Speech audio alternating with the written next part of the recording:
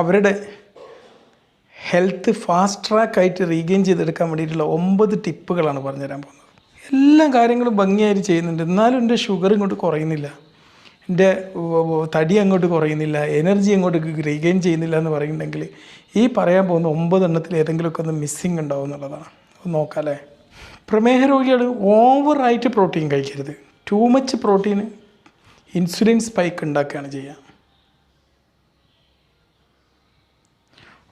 Moderate ലെവലിലെ protein കഴിക്കാവുള്ളൂ. എന്നിട്ട് കാർബോഹൈഡ്രേറ്റും വെജിറ്റബിൾസും ഫാറ്റും അതിനനുസരിച്ചുള്ളത് കഴിക്കുക. പിന്നെ ഫാറ്റ് നമുക്ക് ആവശ്യത്തിന് കഴിക്കണം. നിങ്ങൾ ആവശ്യത്തിനുള്ള ഫാറ്റ് കഴിക്കണം.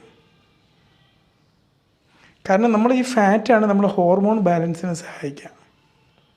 പിന്നെ ഫാറ്റ് കുറച്ച് കഴിച്ച് കഴിഞ്ഞാൽ എന്താകും, നമ്മുടെ വയറ് ഫുള്ളായി കിടക്കുകയും ചെയ്യും.